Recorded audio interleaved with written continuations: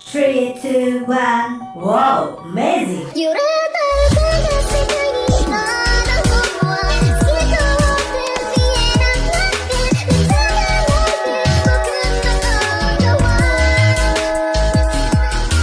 ぬるく描いた世界の中であなたを傷つけたくはないよ溺れたって僕の心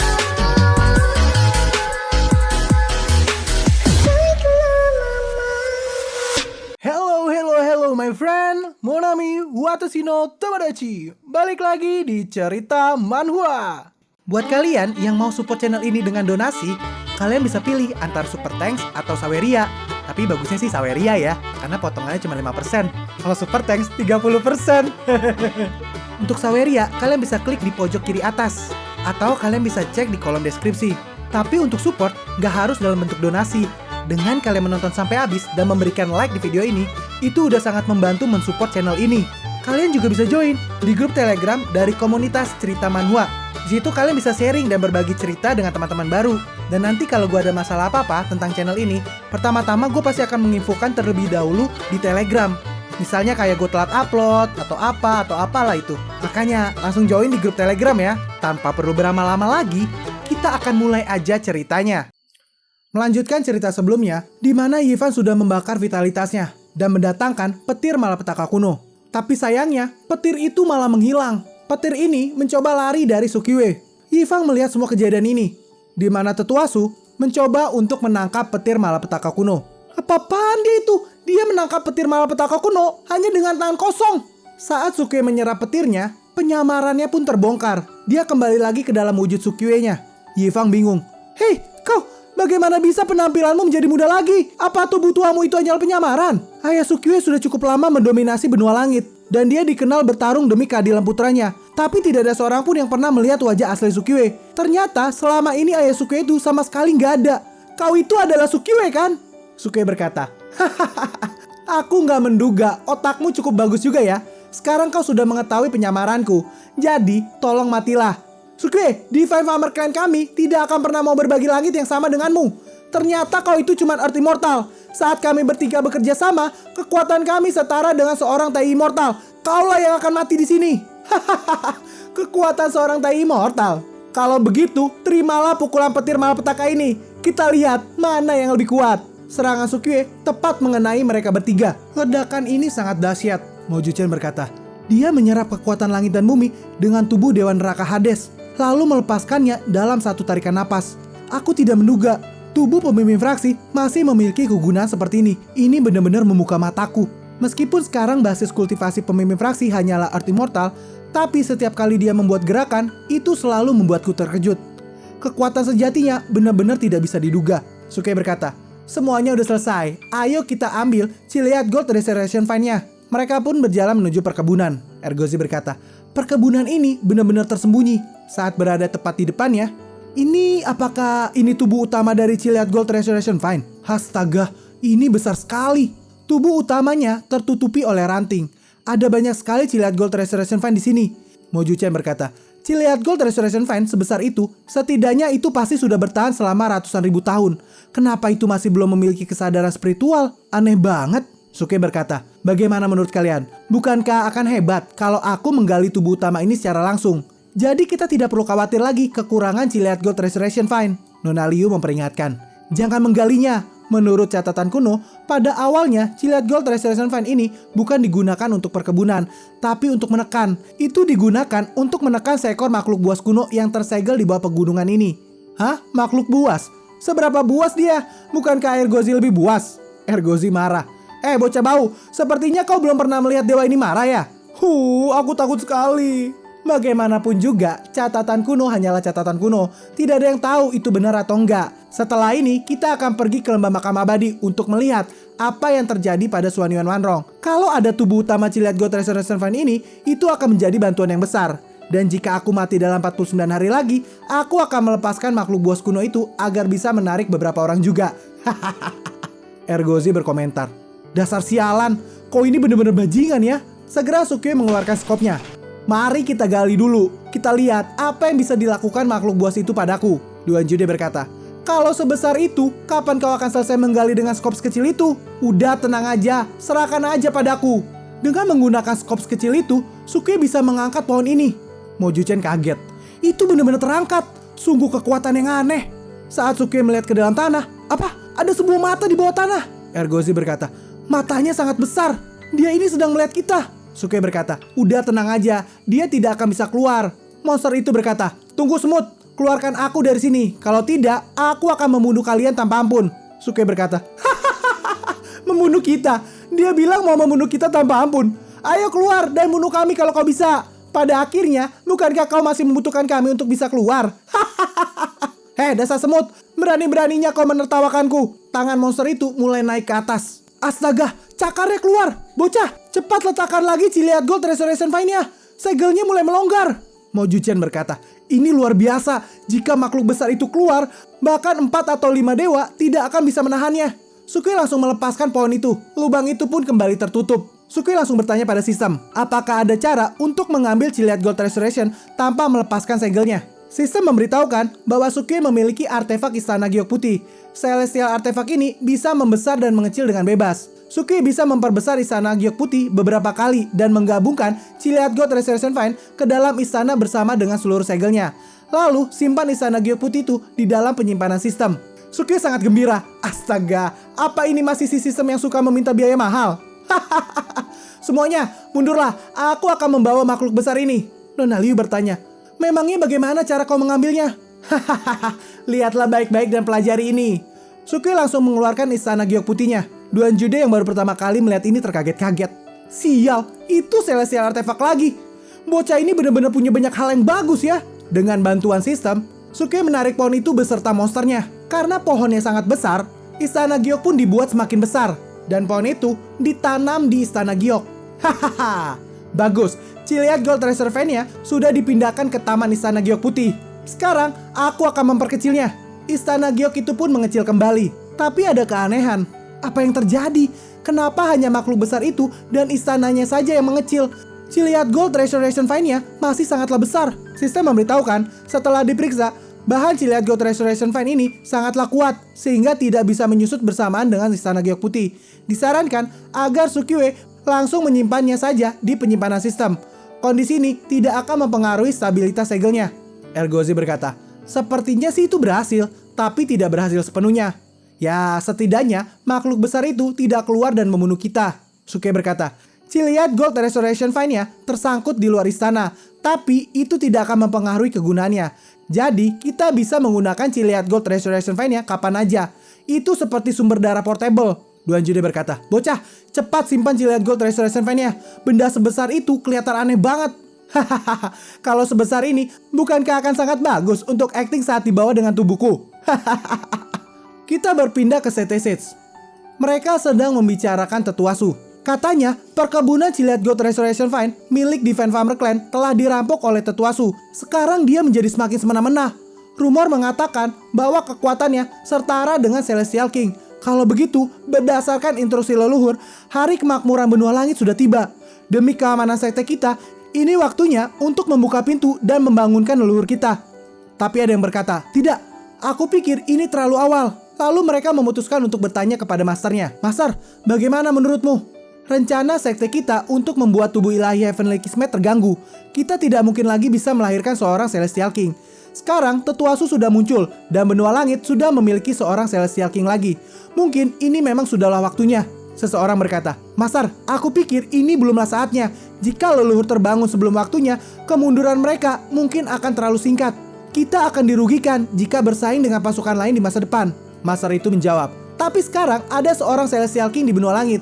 Lalu kapan kita akan membangunkan para leluhur? Seseorang berkata, tenang aja, Tetuasu belum datang ke sekte-sekte kita untuk membuat masalah. Lalu ada seorang bawahan melapor. Lapor Master, Tetuasu, ayah Sukie meminta bertemu denganmu. Seorang tetua berkata, dasar kau mulut gagak, ini semua gara-gara mulutmu. Hei, bagaimana aku tahu kalau dia tiba-tiba datang ke sekte-sekte? Master itu berkata, udah jangan panik. Biarkan dia masuk dulu dan lihat apa yang dia inginkan. Bawahan itu melaporkan, lapor Master, dia nggak bisa masuk. Apa maksudmu tidak bisa masuk? Itu terlalu besar, jadi tidak muat di dalam ruang resepsi. Jadi Tetuasu berharap Master bisa keluar dan menyambutnya. Di saat yang sama, ruangan ini tiba-tiba bergoncang. Di luar ruangan, Sukie sedang membopong Gold Restoration Vine. Aduh, benda milikku ini terlalu besar, jadi langit-langitnya rusak deh. Apa sekte-sekte kalian ini sengaja untuk mempersulit orang tua ini? Kenapa juga kalian membangun langit-langit yang sangat rendah seperti ini? Seorang tetua berkata, "Hei orang tua bau, apa kau bercanda? Siapa yang akan membuat langit-langit sangat tinggi seperti itu? Tanamanmu lah yang terlalu menjulang ke langit. Bukankah kau sengaja mencari kesalahan dari kami?" Hohoho, kau benar kali ini. Fraksi ledakan surgawiku datang ke sini untuk mencari kesalahan kalian. Ergozi berkata, "Selain mencari kesalahan, kami juga sekalian akan merampok kalian." Duan Jude menambahkan, "Pria berdiri sebelah kiri, wanita berdiri sebelah kanan, dan Banci berdirilah di tengah." Mo Juchen juga udah mulai mengikuti gaya permainan dari fraksi ledakan surgawi. Saat fraksi ledakan surgawi keluar 1 inci, rumput pun tidak akan tumbuh. Fraksi ledakan surgawi hanya akan menyisakan jarum dan menang. Fraksi ledakan surgawi adalah yang terhebat. Sukui kembali mencoba masuk, dan bangunan ini semakin tergoncang. Dalam hati Master Sekte, di permukaan, tetua Su ini hanya memiliki basis kultivasi half immortal. Namun dari sikapnya yang keras itu, sepertinya dia benar-benar seorang Celestial King. Lalu dia berbicara menggunakan telepati kepada Tetua Li. "Tetua Li, tolong ulur waktu beberapa waktu dulu. Aku akan menghubungi para leluhur." Tetua Li berkata, "Akhirnya kau melakukan itu juga." Dia langsung mulai berakting. "Tetua Su, ini hanyalah kesalahpahaman. Kami tidak tahu sebelumnya bahwa Chiang Hongyan adalah menantumu. Selain itu, pernikahannya juga belum dilakukan. Karena Tetua Su sudah membuatnya jelas, jadi tentu saja kami tidak akan melakukannya." Sukei berkata, "Bukankah akan lebih baik kalau kau mengatakannya lebih awal?" Segera Master Sekte meninggalkan ruangan itu. Seseorang berkata, "Master, apa kau benar-benar akan melakukannya? Memangnya aku punya pilihan lain?" Kekuatan Tetua Su sedikit di atas Celestial King. Dan di benua langit ini tidak ada orang sekuat itu selama bertahun-tahun. Jika tidak ada yang menghentikannya, benua langit ini benar-benar akan jatuh ke tangannya. Hari yang diramalkan para leluhur akan segera tiba. Inilah saatnya untuk membangunkan mereka. Mereka sekarang telah tiba di tempat leluhur. Di balik gerbang ini, leluhur Celestial King dari sekte kita sedang tertidur. Setelah mereka terbangun, benua langit akan memasuki era baru. Kita kembali lagi pada Sukiwe. "Menantuku Chiang Hongyan sedang berlatih tertutup di Akademi Heaven Palace. Aku harap kalian tidak mengganggunya lagi. Apa kalian mengerti?" Tetua Li menjawab, "Tenang aja, kami tidak akan mengganggunya lagi." Dalam hatinya, masa sedang pergi membangunkan para leluhur. Dan saat para leluhur mengambil tindakan, Tetua Su ini akan dihancurkan sampai mati dalam beberapa menit. "Kau tidak akan bisa hidup lebih lama lagi." Sukei berkata, "Baiklah, karena kalian sudah mengerti, ini masih terlalu dini. Jadi aku akan kembali dulu." "Hah? Kembali? Bukankah kau bilang harus merampok?" "Merampok apa? Mulai sekarang, semua orang menjadi saudara baik. Orang tua ini akan pergi dari benua langit untuk beberapa saat. Jika menantuku Chiang Hongyan kembali dari pelatihannya, aku harap kalian memperlakukannya dengan baik. Semuanya, ayo kita pergi." Tetua Li mencoba menahan. "Tunggu, Tetua Su, kau nggak boleh pergi." Tetua yang lain berkata, "Kita tidak boleh membiarkannya pergi seperti ini. Jika leluhur menemukan bahwa tidak ada musuh setelah mereka terbangun, mereka akan membunuh kita semua." Tetua Li langsung bergerak. "Tetua Su, katanya istana Snowfox sekte kami dicuri olehmu. Berikan kami penjelasan tentang itu." Dia langsung menyerang Sukiwe. Dengan cepat, dia mengeluarkan tongkat ungunya dan langsung menghajar Tetua Li. Bagus sekali Setesets. Orang tua ini sudah menjelaskan secara publik.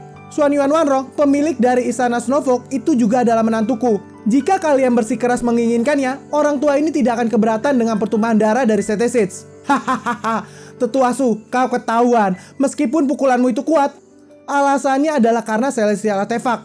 Kekuatanmu yang sebenarnya hanyalah Earth Immortal. Mereka semua kaget. Hanya Earth Immortal? Itu berarti dia sama sekali tidak memiliki kekuatan Celestial King. Seperti yang kubilang, energinya sama sekali tidak seperti orang kuat. Sekarang, mari kita serang bersama-sama. Dia ini sudah berani-berani mempermalukan Setesets kita. Suke berkata, "Oh, apa kalian ingin melawanku? Kalau begitu, jangan salahkan aku karena bersikap kejam." Segera Suke mengeluarkan roda apinya. Pertumpahan darah pun terjadi di Setesets. Di sisi luar, Ergozi dan Duan Jude berkata, "Ini terlalu kejam.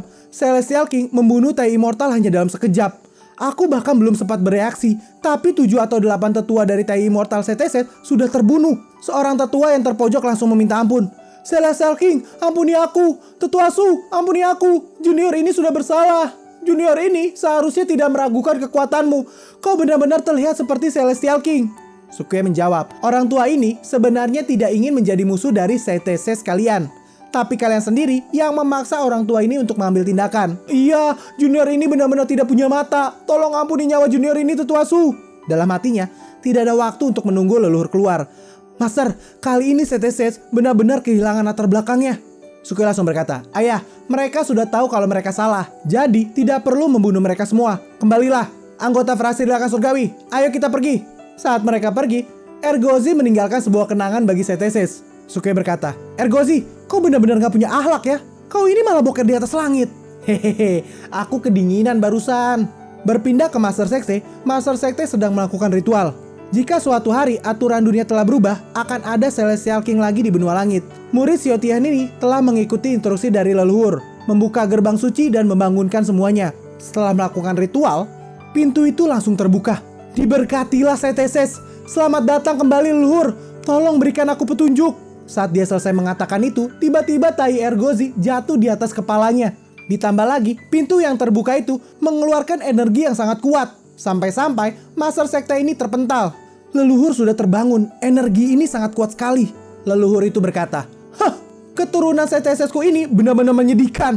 Bahkan dia tidak bisa menahan energiku. Master Sekte berkata, murid ini benar-benar bodoh. Tolong tenangkanlah amarahmu leluhur. Dalam hatinya, dari suaranya itu adalah seorang laki-laki tua. Seorang dari leluhur yang lain juga berkata, sang tua, jangan terlalu marah. Tidak mudah bagi generasi masa depan untuk mempertahankan CTC selama bertahun-tahun. Sekarang ini sudah di era apa? Saat leluhur itu sadar, tunggu, kenapa kita bangun 100 tahun lebih awal? Hei dasar bajingan, kenapa kau membangunkan kami? Jika Rana kami jatuh, kau yang harus membayarnya ya. Master Sekte menjawab, itu karena... Sebelum dia menyelesaikan perkataannya, dia langsung diserang oleh leluhurnya sendiri. Dalam hatinya, apa aku benar-benar membangunkan leluhur lebih awal? Tetapi Tetua Su jelas-jelas memiliki kekuatan seorang Celestial King. Bukankah harusnya waktu ini sudah tepat? Leluhur itu berkata lagi, sang tua, kenapa temperamenmu sama sekali tidak berubah? Junior ini pasti punya alasan untuk membangunkan kita. Mari kita dengarkan dulu. Alasan? Alasan apa? Kita mengingatkannya untuk membangunkan kita. Tapi dia malah membangunkan kita 100 tahun lebih awal dari yang lainnya. Ini akan memiliki dampak besar pada pola masa depan. Lalu leluhur yang lain bertanya, Junior, katakan, kenapa kau membangunkan kami lebih awal? Lapor leluhur, berdasarkan instruksi yang ditinggalkan oleh leluhur, gerbang suci akan dibuka ketika masa kemakmuran datang. Sejak para leluhur mundur, belum pernah ada seorang Celestial King yang muncul di benua langit. Jadi, Sekte Master generasi sebelumnya menganggap bahwa kemunculan Celestial King adalah tanda datangnya masa kemakmuran. Dan sekarang, ada seorang Celestial King yang muncul. Leluhur itu berkata, ada seorang Celestial King yang muncul? Apa mungkin ada orang tua yang lain yang terbangun lebih awal dari kita? Ini menarik. Leluhur itu pun keluar. Dia adalah seorang wanita. Aku tidak menyalahkanmu karena ini. Karena seseorang sudah terbangun, maka semuanya akan bangun bersama-sama. Ini hanyalah 100 tahun, jadi itu bukanlah apa-apa. Terima kasih leluhur. Setelah berterima kasih, dia malah langsung dibunuh oleh leluhur ini. Aku memang bilang tidak menyalahkanmu, tapi aku tidak bilang akan menghukummu. Aku sudah kehilangan 100 tahun basis kultivasiku, jadi kau harus dihukum. Ditambah lagi, kau bahkan tidak bisa menahan satu pukulan. Kau hanya bisa menyalahkan dirimu karena tidak belajar dengan baik. Lelaki tua muncul dari belakang. Wanita tua, kau bilang bahwa aku masih punya temperamen yang buruk. Tapi dalam hal kekejaman, siapa yang bisa membandingkannya denganmu? Wanita itu menjawab, itu hanya Golden Celestial of Great All Embracing Heaven kecil. Tidak masalah untuk membunuhnya. Ada banyak orang di CTC-ku. Memangnya kenapa kalau kehilangan satu? Seorang tetua tiba-tiba muncul. Salam leluhur, tolong kami leluhur. Ada seorang kultivator bernama Tetua Su. Dengan 2 jiwa Celestial King, dia membunuh semua tetua CTC. Sekarang, murid di atas tingkat Golden Immortal hanyalah aku yang tersisa. Nenek peot itu berkata, hah? Satu orang Tai Immortal? Di lembah makam abadi daratan timur, Sukui dan yang lainnya berada di sana. Akhirnya kita kembali. Di gunung itulah tempat Xuan Yuan Wanrong tersegel. Mereka semua mulai mendekat ke gunung itu. Aku tidak bisa merasakan energi dari Xuan Yuan Wanrong. Aku ingat terakhir kali kita bertarung di sini. Dia itu terasa sangat menindas. Semua orang berusaha melakukan yang terbaik dan hampir tidak bisa melarikan diri. Duan Jude berkata, bocah, mungkin dia menemui musuh yang kuat dan sedang berada di ambang kematian. Musuh kuat apaan? Dengan kekuatanku sekarang, aku tidak perlu khawatir tidak bisa melarikan diri saat bertemu dengan musuh kuat. Nona Liu mengingatkan, kalau kau lari, Xuan Yuan Wanrong akan mati dan kau juga akan mati. Ergozi juga menambahkan, Tempat ini juga dipenuhi energi kematian. Sepertinya telah terjadi pertempuran besar di sini. Apa mungkin wanita itu bertarung seorang diri? Dewa ini merasakan sepertinya musuh asing telah datang. Dan aku merasakan ada bau yang aneh. Suke berkata, itu seafood. Duan Jude bertanya, apa mungkin orang-orang Laut Utara datang sini? Tapi klan Kunpeng di Lautan Utara adalah sekutu dari fraksi ledakan surgawi. Selain Laut Utara, ada tempat lain di mana orang laut berada. Ergozi melanjutkan, maksudmu beberapa suku laut yang menginvasi negara Hoyuan? Iya, itu sangat mungkin. Orang-orang laut itu adalah orang dari laut dalam. Dan mereka memiliki perseteruan besar dengan manusia. Mo Juchen memberitahukan, pemimpin fraksi, di sana ada sebuah gua. Jejak pertempurannya meluas sampai ke gua ini. Suke langsung menendang Ergozi. Ergozi, masuklah dan periksa apa yang terjadi di sana. Enggak mau. Tapi Ergozi terlanjur masuk. Dan dia langsung terkena jebakan. Dia langsung melompat. Ah sial, kakiku terbakar ini. Dia langsung berguling-guling. Oh ini menyakitkan. Aku benar-benar sekarat. Aku harus makan tahu busuk agar bisa sembuh. Anjing sialan. Bahkan tidak ada satupun bulumu yang terbakar. Berhentilah kau pura-pura. Nona Liu berkata. Mungkinkah suku laut itu yang menempatkan penghalang di pintu masuk gua? Kemungkinan ada orang yang terjebak di dalam sana. Ergozi merasakan sesuatu. Itu siapa di sana? Dengan cepat Ergozi langsung menangkap binatang itu. Hahaha, kena kau. Tidak heran, aku terus mencium baumu. Hahaha, seafood kecil, kau mau lari kemana? Seafood itu berkata, lepaskan aku, lepaskan aku.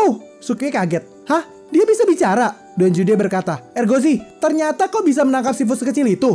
Hehe, dengan kebijaksanaan dewa ini, seekor seafood kecil tidak akan bisa lari dari mataku. Binatang itu berkata, lepaskan aku, kalau tidak, klan lautku pasti akan menginjakan kaki di daratan. Dasar anjing bau, jangan memegangku dengan tangan kotormu. Cepat lepaskan aku. Hah? Kau bilang aku kotor? Aku akan membuatmu tahu seberapa hebat dewa ini. Lalu Ergozi mulai menjilati binatang itu. Dengan ini, video ini pun berakhir. Kita akan lanjut lagi di video berikutnya. Gue yakin kalian pasti penasaran kan dengan kelanjutannya? Makanya jangan lupa subscribe dan nyalakan lonceng notifikasinya agar kalian tidak ketinggalan video-video gue berikutnya. Jangan lupa juga untuk like, komen, dan share ke sosial media kalian agar makin banyak orang yang kenal dengan channel ini. Sehingga kami makin semangat untuk buat video-video berikutnya. Sekian dulu video dari Cerita Manhwa. Kita akan lanjut lagi di video berikutnya. Sampai jumpa semuanya and sayonara. This is Cerita Manhwa untuk lo semua. Jangan lupa sawer jika kalian suka. Hei kalian, mohon perhatian. Ini ku persembahkan untuk kalian. Aku butuh cuan untuk kebutuhan, karena editor pun butuh asupan. Lirik ini tanpa kepalsuan. Dengan ini cukup sekian. Terima kasih.